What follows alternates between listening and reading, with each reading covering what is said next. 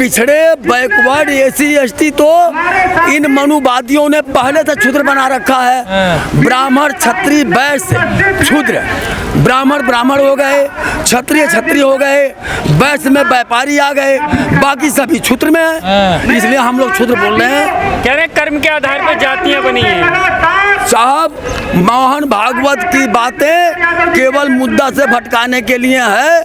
मनुवाद में जब कर्म के अनुसार जातियों का घोषणा हुई, वो आज भी जीता जागता है। आप पत्रकारिता कहते हैं तो आपको पत्रकार कहा जाता है, वो चाय बनाने वाले को चाय वाला कहा जाता है, पान वाले को पानवाड़ी कहा जाता है, ऐसे गाय चराने वाले को ग्वाला कहा गया, लोहा वाले को लोहार कहा गया। इस बात की बकवास में न जा करके, जाति धर्म की बकवास न करके रोजगार की बात करें, कल कारखाना की बात करें, रेजिमेंट की बात करें, वेतन बढ़ाने की बात करें।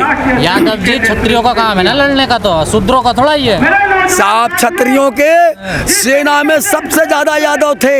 महाभारत में 18 छोड़ी नारायणी सेना लड़ी है। सतयुग के टाइम में बाबा बैजूनाथ जी, शिव जी का शिवलिंग पूजा जिसको बैजू धाम कहा जाता है, शिव पुराण उन्होंने लिखा।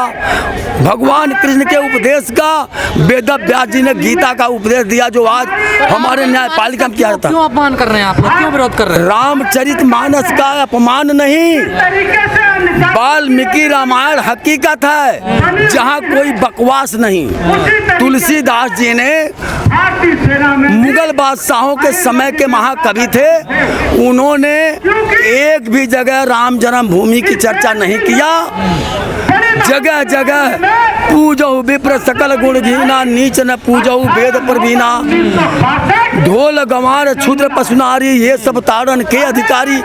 ये वाल्मीकि रामायण में नहीं है, ये महाकवि तुलसीदास जी का समय के अनुसार जो उनके मन में आया लिखे।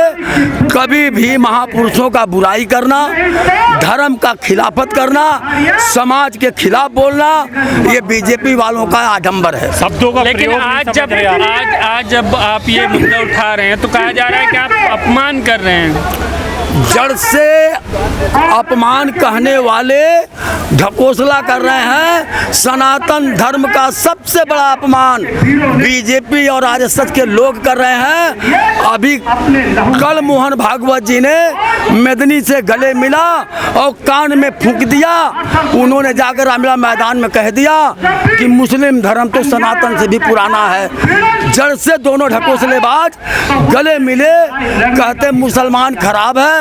फिर मुसलमान पत्रकार क्यों रखते हैं? मुसलमान प्रवक्ता क्यों रखते हैं? मुसलमानों के घर में रिश्ता क्यों करते हैं? अरे आप देश को तोड़ रहे हैं। देश को तोड़ने का काम शुरू से आरएसएस वालों ने किया। अंग्रेजों का दलाली किए, संघर्ष करने वालों का खिलाफत किए। अरे सनातन का अपमान कर रहे हैं पिछड़े। सनातन धर्म का हम लोग मान करते हैं, असली सनातन धर्म के। हम सारे आदिवासी जो क्षुद्र समाज के हैं, वही हिंदुस्तान के आदिवासी हैं, सनातन धर्म के पुजारी हैं। 4 वेद 18 पुराण, रामायण और महाभारत के रचयिता भी हैं। कह रहे हैं गलत अर्थ निकाल रहे हैं आप। ताड़ना को कह रहे हैं कि पीटना होगा, वो तो शिक्षा देना बता रहे हैं। महापुरुषों के एक शब्द में अनेकों अर्थ होते हैं। कभी भी किसी महापुरुष का अपमान करना इंसानियत नहीं है, किसी धर्म का अपमान करना इंसानियत नहीं है। लेकिन बीजेपी के लोग, आरएसएस के लोग आम जनता को धोखा देते हैं और अपना काम बनाने के लिए कभी मुसलमान के घर में रिश्ता करते हैं, कभी मुसलमान को प्रवक्ता बनाते हैं, आम जनता को धोखा देते हैं। हिंदू धर्म ग्रंथों का आप विरोध कर रहे हैं आप लोग। हिंदू धर्म ग्रंथ हम लोगों का सम्मान है।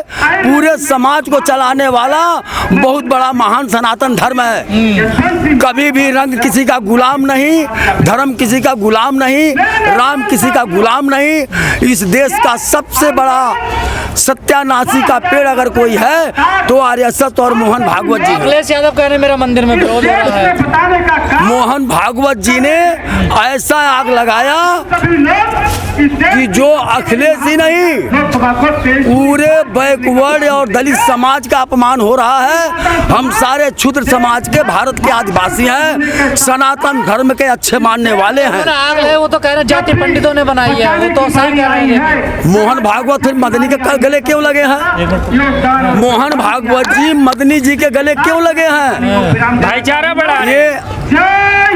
ये भाईचारा नहीं, पहले ते बोले कि मुसलमान भारत के अंग हैं। जब हम लोग कहते हैं कि मुसलमान हमारे भाई हैं, हिंदू मुस्लिम सिख ईसाई बौद्ध जैन ये 160 धर्म एक बराबर है। किसी धर्म का मान सम्मान किसी से कम नहीं, किसी जाति की सम्मान किसी से कम नहीं।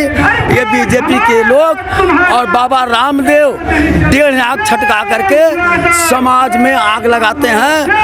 बाबा रामदेव को तो सलवार वाला बाबा कहना चाहिए, वो सामाजिक आदमी नहीं है। योग सिखा रहे हैं, स्वस्थ कर रहे हैं, शरीर को स्वस्थ कर रहे हैं, निरोगी काया कर रहे हैं। रामदेव बाबा तो दवाई भी बना रहे थे, पास भी करवा लिए थे, वो दवा कहाँ चला गया? बाबा रामदेव अन्ना हजारे ये दोनों आरएसएस के दलाल हैं, समाज के सबसे बड़ा दुश्मन है। कहते हैं यादव है रामदेव, तो रामदेव यादव अन्ना हजारे यादव दोनों यादव कुल के सत्यानाशी हैं। कैसे? और कुछ पूछना हो तो बताइए। कैसे सत्यानाशी हैं? बाबा रामदेव ने हमेशा झूठ बोला, धंधा किया। गुरु गोरखनाथ जी के चेला बने, राजा भरथरी राजा गोपीचंद राजकाज छोड़ करके सन्यासी बन गए, राजा विश्वरथ विश्वामित्र हो गए, और ये योगी बने, सुरेंद्र यादव से रामदेव बन गए। इन लोगों के अंदर केवल बीजेपी की दलाली है। मेरे पास माल रहे, आराम करते रहें, बाबा के नाम पर सब कुछ डकारते रहें। अन्ना हजारे बाबा रामदेव संसार के सबसे बड़े झूठा हैं, झूठे यादव हैं। आप ये नकली यादव हैं, यादव के नाम पर कलंक हैं। आप भाजपा का इतना विरोध क्यों कर रहे हैं? मैं भाजपा का विरोधी नहीं, मैं उनके नीतियों का विरोधी है। जो कहते हैं वो करते नहीं, कहते सबका साथ सबका विकास, तब फिर मुसलमान कहाँ चला गया?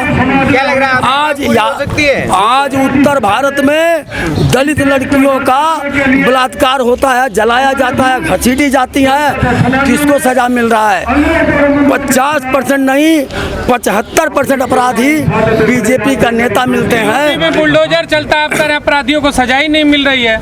केवल विपक्षियों का बुलडोजर चलता है। कुलदीप सेंगर का क्यों नहीं घर गिराया गया? अमित मित्तल का क्यों नहीं घर गिराया गया? वो हाथरस में जिस लड़की का उन्होंने जलाया उसका घर क्यों नहीं गिराया गया? कपिल मिश्रा का घर क्यों नहीं गिराया गया?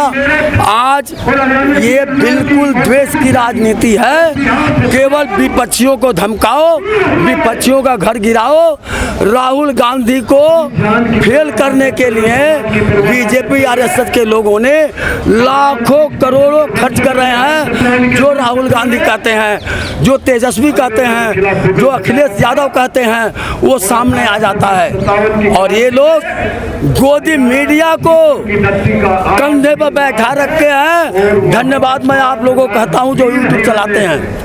आप सभी जनता के हित में हो, आपको धन्यवाद है। मोदी जी कह रहे हैं एक अकेला सब पर भारी है, कोई नहीं है टक्कर में। ये बिल्कुल खोखला है। 2024 में आया राम गया राम, न रामदेव बता पाएंगे, न अन्ना हजारे बचा पाएंगे। पहले बहुजन के काशी राम को तैयार किए, मायावती खा गई। अब उन्होंने केजरीवाल को तैयार किया, केजरीवाल ही मोदी जी को खा जाएगा। अच्छा, केजरीवाल विकल्प बनेंगे? केजरीवाल को मोदी जी ने थैली से निकाला, अन्ना हजारे और बाबा रामदेव के मंच पर पढ़ाया। अब वही उनके जहर का होगा, विनाश काले विपरीत बुद्धि। मोदी जी ने संसद में कहा है कि ईडी के डर से सारा विपक्ष एक हो गया। भाई मोदी जी ने तो 75 साल के प्रधानमंत्री राहत कोष को खा गए। उन्होंने अभी 2 दिन पहले पेपर में निकाला कि ये पीएम केयर फ्रंट है, ये ट्रस्ट है। इसका ना तो संसद पूछ सकता, न सुप्रीम कोर्ट पूछ सकता, न पत्रकार पूछेंगे, न जनता पूछेगी। ये माल प्रधानमंत्री ट्रस्ट का है। 75 साल का प्रधानमंत्री की राहत कोष में जिन लोगों ने राहत राशि दिया, सारा बाबा खा गया, चौकीदार चोर है, चोर बन के आ गया। कह रहे हैं अखबारों से विज्ञापनों से नहीं बना है नरेंद्र मोदी। नरेंद्र मोदी ने चोर बाजारी से बना, ईवीएम हटा दीजिए, कान पकड़ के भगा दीजिए। अरे आप लोगों को वोट नहीं मिलता है तो ईवीएम का विरोध करते हैं। महाराज जी 35% वोट है मोदी जी का, 100 में 35% पाए हैं, 45 पार्टियां जुटाए हैं। अब धीरे धीरे उनसे नीतीश कुमार निकल गए, मायावती निकल गई, ममता बनर्जी निकल गई, फारूक अब्दुल्ला निकल गए, वो महबूबा जी चली गई, शिवसेना चला गया, आज मायावती भी चली गई। उन्होंने रामविलास पासवान का घर बर्बाद करके 2 फाड़ में कर दिया। अब जनता को समझ में आ गई ये मामला बहुत गंभीर है, मोदी को छोड़ो, संसार को जोड़ो, भाईबंदी बना के रखो। कह रहे हैं कांग्रेस को 70 साल दिए, अभी तो भाजपा को 10 साल भी नहीं हुए हैं, अभी से हिसाब। कांग्रेस के एक कार्यकर्ता के बराबर भी मोदी जी नहीं है। 75 साल में सबसे कम पढ़ा लिखा व्यापारियों का गुलाम है। किसे कह रहे हैं? मोदी जी एक कांग्रेस के कार्यकर्ता के बराबर नहीं है। अच्छा। मोदी जी के हम दो हमारे दो केवल व्यापारियों के गुलाम हैं। एक कार्यकर्ता कांग्रेस के एक कार्यकर्ता के बराबर भी नहीं है। तो कांग्रेस को समर्थन क्यों नहीं करती है जनता? भाजपा को क्यों कर रही है? मोदी को क्यों पसंद कर रही है? आज मोदी जी के पास केवल यूपी और गुजरात है, बाकी बेईमानी का राज है। 2024 में सारा आया राम गया राम खत्म हो जाएगा।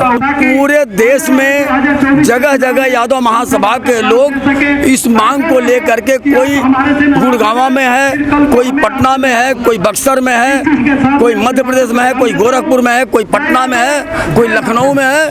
पूरे भारत में यादव महासभा अहिर रेजिमेंट की मांग कर रही है, क्योंकि हमारी समाज हर जगह देश के लिए लड़ा और लड़ते चला आ रहा है। दूसरा खड़ा हो जाएंगे, हमारी बनाई है रेजिमेंट।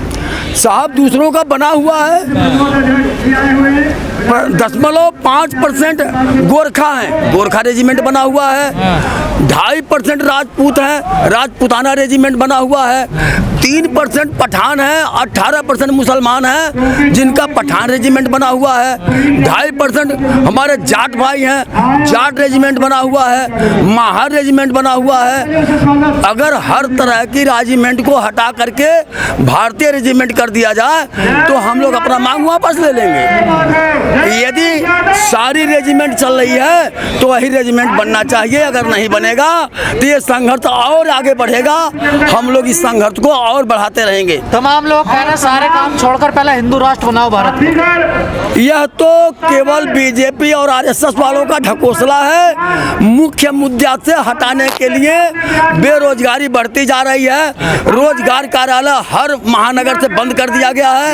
ये समाज के साथ, नौजवानों के साथ अन्याय हो रहा है। मुख्य मुद्दा से भटकाने का यह एक नाजायज तरीका है।